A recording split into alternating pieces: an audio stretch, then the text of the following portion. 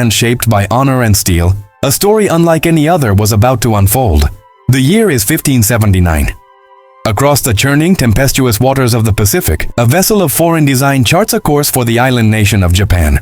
This is a Portuguese carrack, a formidable trading ship bearing merchants, missionaries, and cargo from a world away. On board, among the Jesuit entourage, stands a man whose destiny is about to intertwine with that of the most powerful figure in the land. The winds of fate are blowing him towards a shore that has never seen his like, setting the stage for the legend of the first foreign-born samurai. The ship finally casts its anchor in a bustling port, a vibrant tapestry of commerce and culture unique to feudal Japan. As the gangplank is lowered, it is not the European priests who first draw the eye, but the towering figure who descends behind them. A man of immense stature and dark skin, he steps onto Japanese soil, and in an instant, a hush falls over the clamorous harbor. Eyes widen in disbelief, and murmurs ripple through the crowd like a sudden gust of wind. The locals, accustomed to a world of homogeneity, are confronted with a sight that defies their understanding. They stare, mouths agape, at the man who would come to be known as Yasuke. His presence alone is an event, a sudden tear in the fabric of their known world. What begins as silent awe quickly spirals into uncontained curiosity. The initial shock gives way to a frenzied spectacle as the crowd surges forward, desperate to get a closer look at this visitor from another continent. People press in from all sides, their hands reaching out to touch his skin, to feel the texture, to confirm that this giant of a man is real. The scene verges on chaos, a near riot born from sheer astonishment. The Jesuit missionary Alessandro Valignano, for whom Yasuke serves as a bodyguard and valet, finds himself overwhelmed. He shouts for calm, but his pleas are lost in the uproar as the sheer force of the crowd threatens to trample them. The spectacle of the giant has become a public disturbance of an unprecedented scale. News in 16th century Japan travels with the speed of a galloping horse, especially news as extraordinary as this. Whispers of the commotion at the port, of a man as tall as a giant with skin as black as ink, spread like wildfire through the city and beyond. The tales become more embellished with each telling, painting a picture of an otherworldly being who caused a riot simply by his presence. These stories inevitably find their way through the fortified walls of Azuchi Castle, the magnificent stronghold of the most feared and respected warlord in the land, Oda Nobunaga. The daimyo, a man known for his sharp intellect, brutal ambition, and fascination with the unusual, is intrigued by the reports. The episode concludes not with the din of the crowd, but with the quiet, authoritative arrival of power. As Valignano attempts to bring order to his disrupted mission, a samurai envoy, distinguished by the crest of the Oda clan, approaches him. The warrior's demeanor is stern, his purpose clear. He carries no weapon of war, but a message that holds more weight than any blade. With a formal bow, the samurai delivers an official summons, a command that cannot be refused. Valignano is to present the dark-skinned stranger to the court of the Great Unifier. Lord Oda Nobunaga has demanded an audience. The stage is now set for a meeting that will change Yasuke's life forever, catapulting him from a foreign spectacle into the inner circle of Japan's ruling elite. In the annals of history, some tales are so extraordinary they seem plucked from the realm of fiction, yet they are as real as the pages they're written on. This is the story of a man who traversed worlds, a towering figure from a distant land who would find his destiny in the heart of feudal Japan, standing before the most powerful warlord of the age. This is the chronicle of Yasuke, the first foreign-born samurai, and his fateful first encounter with the great unifier, Oda Nobunaga. Their journey to the capital was a passage through a world both alien and breathtaking. Accompanied by the Jesuit missionary Alessandro Valignano, the man known as Yasuke traveled across the vibrant, tumultuous landscapes of 16th century Japan. The path wound through verdant hills and past meticulously tended rice paddies, the distant silhouettes of mountains framing their procession. For the local populace, the sight of the tall, dark-skinned man was a spectacle of unprecedented wonder, drawing crowds who whispered in a mixture of fear and awe. Every step brought them closer to Kyoto, the heart of power, and to the formidable stronghold of Oda Nobunaga, a man whose ambition was as vast as the lands he sought to conquer. Their arrival at Azuchi Castle was an experience of sheer intimidation and grandeur. The fortress loomed over the landscape, a multi-tiered monolith of stone and wood, its soaring keeps reaching for the heavens. It was a statement of absolute authority, a testament to Nobunaga's power and vision. Banners bearing the Oda clan's crest fluttered in the wind, stark against the sky. As they passed through the massive gates, they were met with the silent, watchful eyes of hundreds of samurai. Their armor was immaculate, their discipline unbreakable. The air was thick with a palpable tension, the quiet hum of a perfectly honed military machine awaiting its master's command. For Yasuke, this was the threshold to a new world, a fortress of power unlike anything he had ever known. Escorted through a labyrinth of polished wooden corridors, Yasuke was led into the grand audience hall.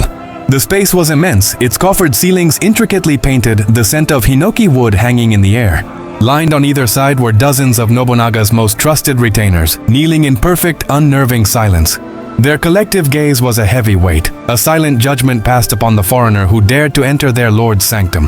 With Valignano by his side, Yasuke advanced with a steady, measured gait, his imposing stature a stark contrast to the seated warriors. He walked the length of the hall, the only sound the soft rustle of his clothing, until he reached the dais and knelt respectfully before the man seated there, the Demon King himself, Oda Nobunaga. Nobunaga, a man known for his sharp intellect and ruthless pragmatism, observed Yasuke with a mixture of intense curiosity and profound skepticism. He had heard tales of a man with skin the color of charcoal, but seeing him in the flesh was another matter entirely. Convinced it was a trick, perhaps ink used by the Jesuits to impress him, Nobunaga issued a startling command. He ordered his attendants to strip Yasuke to the waist and scrub his skin. Yasuke endured the humiliating ordeal with unshakable composure. Attendants brought buckets of water and cloths, rubbing and scrubbing his skin with a coarse vigor, but the color did not yield. He remained stoic, his patience and dignity a silent testament to his character, even as the warlord's men worked fruitlessly to wash away the ink. As the frantic efforts of his attendants proved futile, a slow realization dawned on Oda Nobunaga's face. The man's skin was not painted, this was his true appearance. The warlord's initial disbelief melted away, replaced by a wave of pure, unadulterated fascination. He saw not just a curiosity, but something more. In Yasuke's powerful build, he saw a warrior. In his calm endurance, he saw strength of character. Nobunaga's mind, always turning, always calculating, began to see the potential. The episode concluded not with a dismissal, but with a gaze of profound awe and strategic contemplation. In that moment, staring at the man from another world, Nobunaga saw a unique and powerful new piece for his grand chessboard of unifying Japan. And so, from a crucible of suspicion and spectacle, an unlikely bond was forged, setting the stage for one of history's most remarkable partnerships. The story of Yasuke had truly begun, a testament to the fact that even in the most rigid of societies, destiny can find the most unexpected of champions. The path of the samurai was now open to a man who had traveled farther than any could imagine. In the heart of Azuchi Castle, amidst the opulent halls of Japan's most powerful warlord, a new chapter was being written not in ink but in steel and service. Oda Nobunaga, the great unifier, stood before his court. His voice, accustomed to commanding armies, now conferred an unprecedented honor. He formally declared that the towering man from a distant land, once a curiosity, would now join his ranks. A stipend was granted, a residence provided, and a new name bestowed, one that would echo through history, Yasuke. This decree marked the official beginning of an extraordinary journey, as the outsider was welcomed into the inner circle of the samurai. The path to becoming a warrior was forged in the dojo's heat and the clang of steel. Yasuke began his training in the art of kenjutsu, the way of the sword. Under the watchful eye of a stern master, his immense natural strength, once raw and untamed, was painstakingly honed. Each swing, each parry, each step was a lesson in discipline. The initial awkwardness of wielding the katana gave way to a fluid, powerful grace. This was more than learning to fight. It was the shaping of a warrior's soul, tempering raw power with the refined precision of a master swordsman. The dojo became his crucible, where sweat and determination transformed him. His training extended far beyond the blade.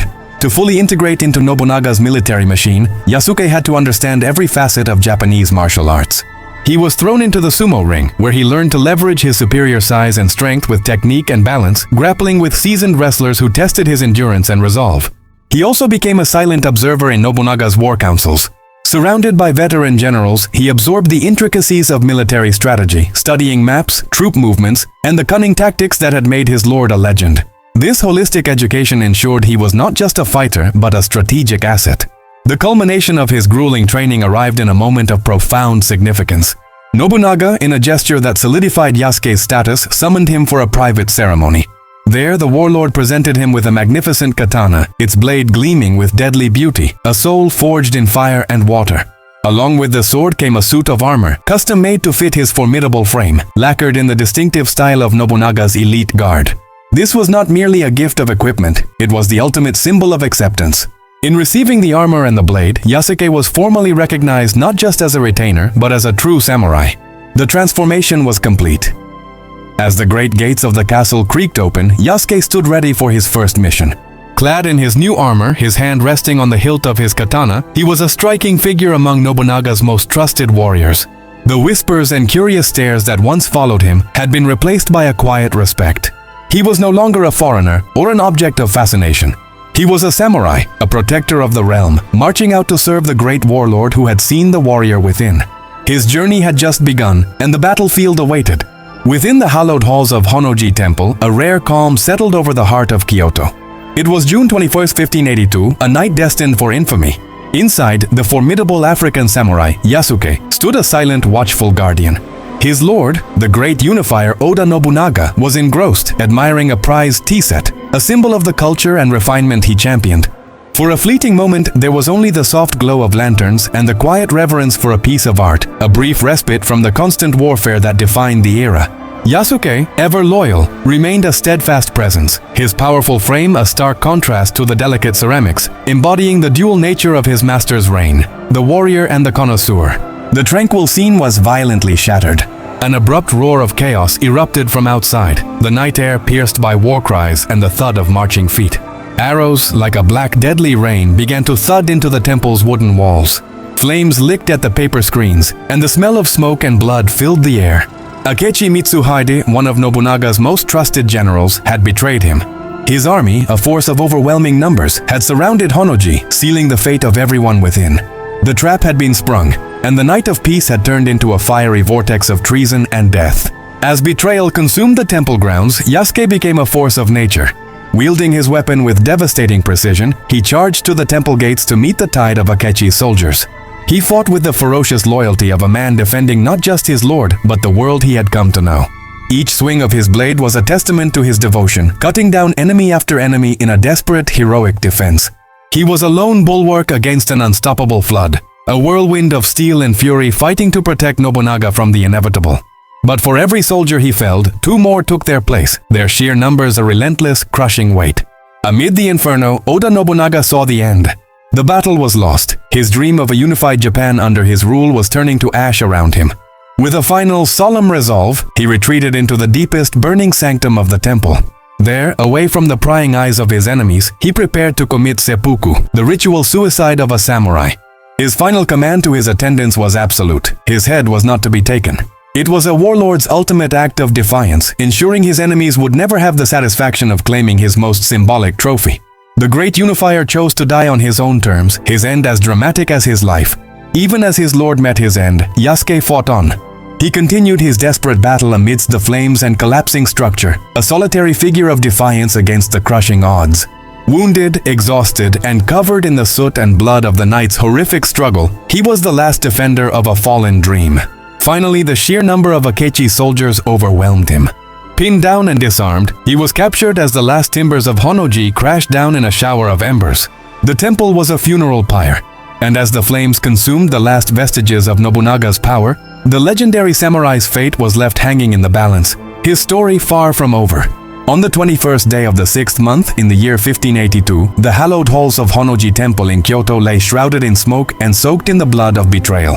The great unifier Oda Nobunaga was dead, his dream of a unified Japan shattered by his own general, Akechi Mitsuhide. Amidst the chaos and carnage, a towering figure was brought forth in chains, a man whose very presence was a testament to the strange and wonderful era that had just ended.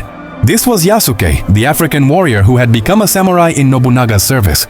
He stood before Mitsuhide, not as a conqueror, but as a captive, his world reduced to the smoldering ruins of his lord's ambition. Akechi Mitsuhide, the architect of this new bloody chapter in Japanese history, looked upon the foreign warrior with a mixture of contempt and disinterest. He saw not the trusted retainer of Nobunaga, nor the warrior who had fought bravely by his side. Instead, he saw only a curiosity, a beast, as he cruelly declared, an animal brought from a distant land who could not possibly comprehend the intricate codes of honor and death that defined the samurai. To grant Yasuke the honor of seppuku, the ritual suicide of a defeated warrior, was out of the question. It would be a stain on the very concept of Bushido. Mitsuhide's verdict was swift and dismissive. Yasuke was not a man, and therefore not a true bushi. He was to be returned to the Nambanji, the temple of the southern barbarians, the Jesuit missionaries who had first brought him to these shores. Stripped of his daisho, the twin swords that were the soul of a samurai, and his ornate armor, Yasuke was escorted through the streets he had once walked as a respected member of Nobunaga's court. He was handed over to the Jesuit priest Alessandro Valignano at the Christian mission in Kyoto. The air was thick with unspoken grief and the crushing weight of defeat. For Yasuke, this was more than just a surrender. It was the erasure of his identity. The life he had built, the honor he had earned, the title he had worn with pride, it was all gone, confiscated along with his katana. He was no longer a samurai. He was once again just a foreigner, an outsider in a land that had briefly, miraculously become his home. The screen fills with a montage, a cascade of fleeting memories that trace the arc of an impossible life. We see the bewildered young man stepping off a ship, his height and skin color causing a sensation. We see the moment he kneels before the intrigued Oda Nobunaga, the powerful daimyo who saw past his origins and recognized the warrior within. Glimpses of rigorous training, the clang of steel, the quiet moments of camaraderie in the court, and the furious chaos of his final battle stories from history follow the legacy thread.